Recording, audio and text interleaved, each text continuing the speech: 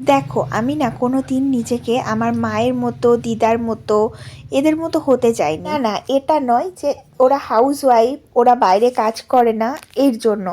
আমার কিন্তু ঘরের কাজের প্রতিও একটা সমান রেসপেক্ট আছে, জানো তো। আমি ওদের মতো হতে চাইনি, কারণ আমি কোনো রকম অন্যায় দেখে চুপচাপ মুখ বুজে মেনে নিতে পারি না। আমি দেখেছি ওরা কতটা ত্যাগ স্বীকার করেছে জীবনের প্রত্যেকটা মুহূর্তে। দেখো, আমি নিজের মতো করে থাকতে খুব ভালোবাসি, নিজের পছন্দের খাবার খেতে ভালোবাসি, নিজের পছন্দের পোশাক পরতে ভালোবাসি।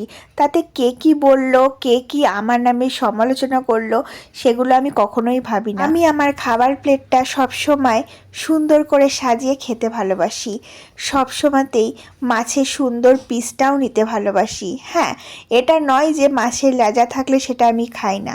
আর আমি ভালোভাবে বাঁচতেও ভালোবাসি, জীবনের সমস্ত আনন্দগুলোকে উপভোগ করতে ভালোবাসি। আমি চাই আমার বাচ্চাদের জন্য আমার জীবনের প্রত্যেকটা মুহূর্ত, প্রত্যেকটা সময় থাকুক, কিন্তু এরপরেও আমি এটাও চাই যে আমার নিজের জন্যও কিছুটা সময় থাকুক, যে সময়টা আমি শুধুমাত্র আমি আমার নিজের মতো করে কাটাবো।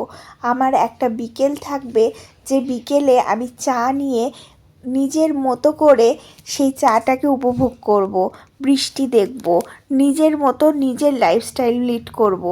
সব সময়তেই আমার আমার জীবনটা অন্যের ওপরে ডিপেন্ডেন্ট হয়ে থাকবে না, এটা কিন্তু আমি সব সময় মনে করি, জানো।